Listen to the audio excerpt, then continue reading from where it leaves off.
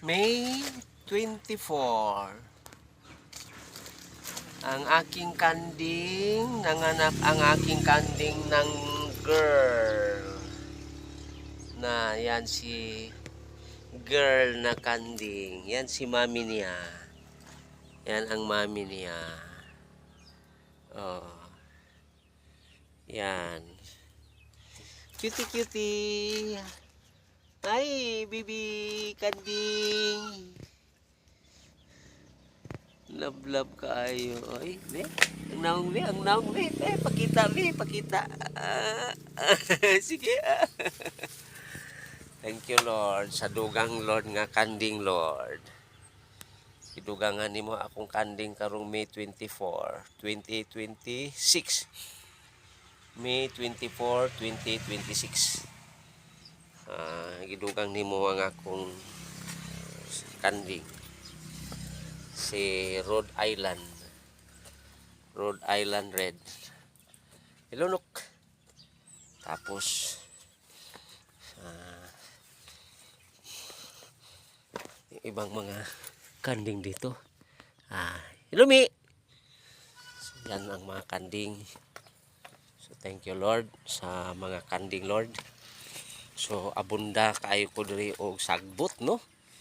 So ilumi. Bunda kayo og sagbot. So update May 24, 2026. So guys, a blessed morning.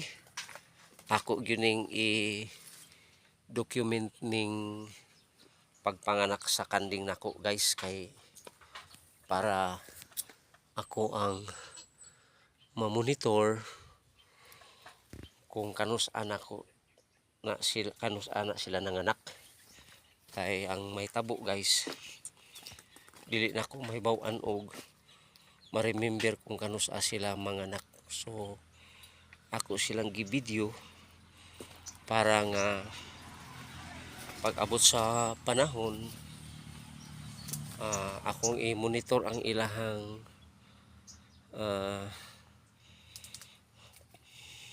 edad. So makuha na ko sila guys. Makalimot ko guys, so magtanaw ko sa YouTube kay load man ako ni sa YouTube guys. So ang mahitabo ma-remember na ko nakana sila, maorder na sila nga bulan pizza nga gianak sila. So nice kayo guys.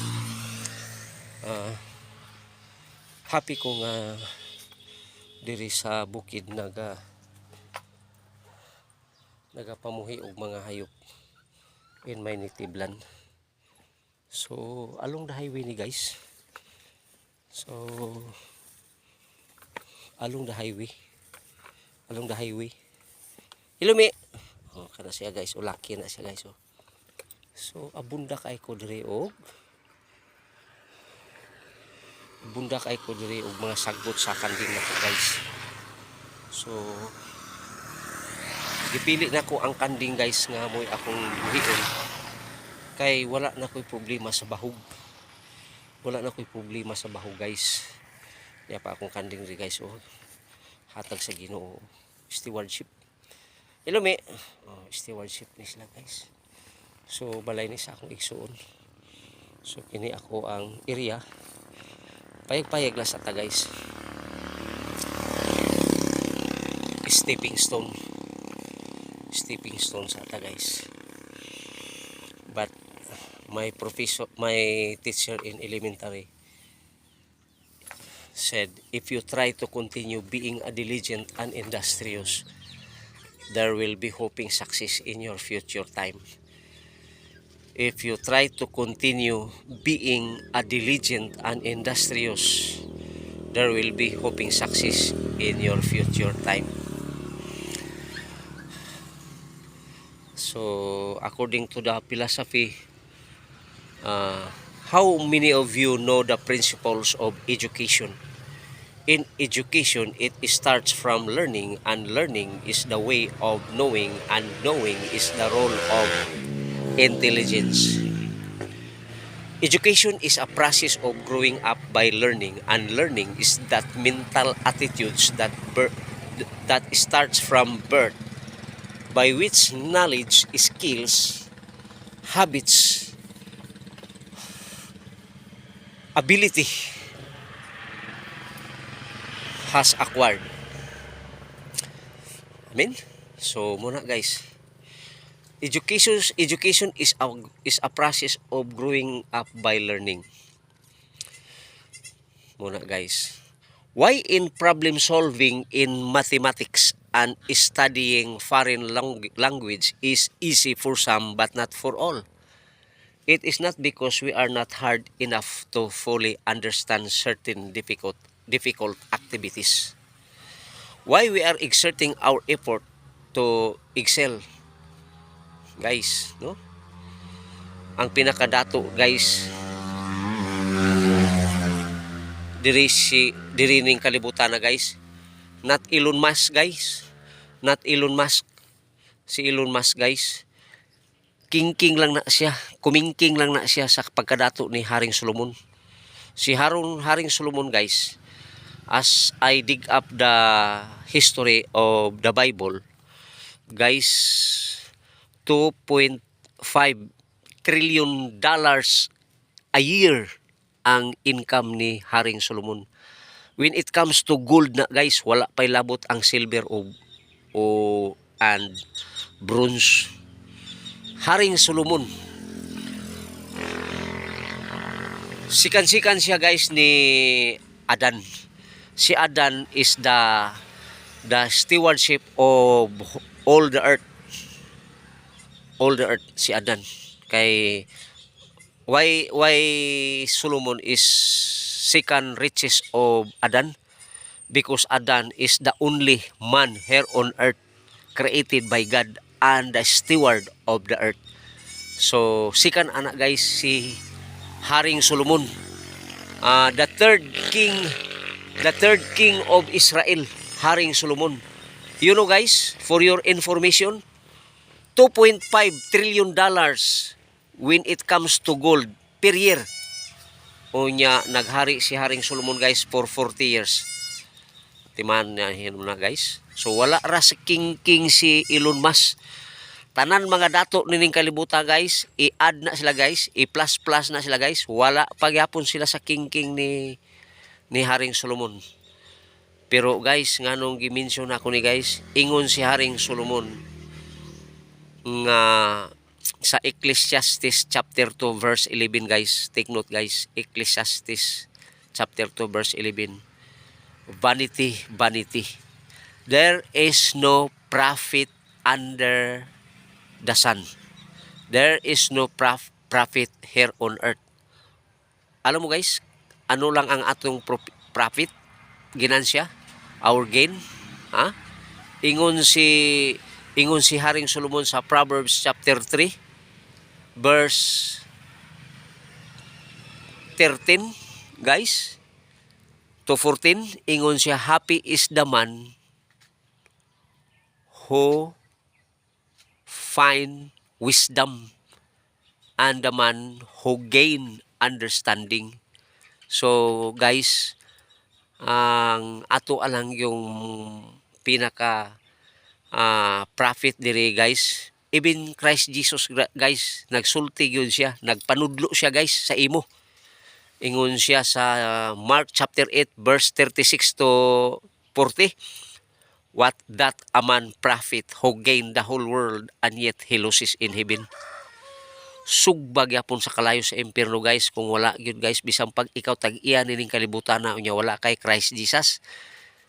Ibaligya ni mo ni, guys, tanan ang imuhang property, apil kalibutan, guys, di pag yun na makalukat sa imong kalag nga nagpadulong sa impierno. Guys, the only prophet here on earth is Jesus Christ. I am the way.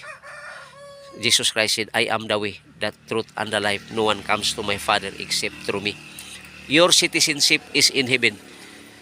There is no other name given under heaven for the salvation of men, only Christ Jesus. only Christ Jesus. So, reflection guys, are you already have Jesus Christ in your heart? Are you have already Jesus Christ in your heart? Kung wala pa guys, look for the pastor. Look for the pastor guys. Pero bantay po ka sa pastor guys. Kinsa na nga pastor imo duulan guys no. Oh, suggested nga mga pastors guys, mga evangelical pastor, Baptist pastor. Mao na sila guys.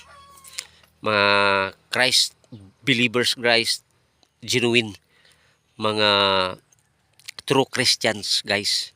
700 clubs kana sila nga mga grupo guys. Sa Davao guys na atay gitawag di og Biraka Community International. ISRA guys, ISRA Community. ISRA Ministry. O napa na sa CCF guys. Ug uban pa diya guys kung taga Davao ka guys. I have been in Davao for 40 years guys. Here in Kibawi guys, look for Pastor Engineer Lara for your salvation. Look for Engineer Pastor Lara. Receive Jesus Christ. And your name is written in the book of life in Revelation chapter 20 verse 15 guys. Ang tanan pangalan nga wala masulat sa libros kinabuhi ni Lord Jesus Christ, ibalhog sa kalayo sa impyerno. Ibalhog sa kalayo sa impyerno. Busa guys, kini lang akong sulti sa imo guys. Have you already Christ Jesus in your heart? If none, here in Kibawi, look for Pastor Engineer James M. Lara for your salvation. In Davao City, look for Pastor in Biraka Community International or ISRA Ministry. Guys, mga CCF Baptist ya guys. Mga brother na kuna sila guys. Beware of other pastors guys. Beware of other pastors. Not all pastors are called by God. So dili tanan qualified are certified, but all certified are qualified. So calling yun na siya guys. Kana yung naagyo siya personal encounter with Lord Jesus Christ guys. Sama si Saul guys. Katoliko kay nang dako guys. Basahan ng Acts chapter 7 up to 10. Makita nimo diha ang sa Acts chapter 7 si Saul katoliko kay dako. Pero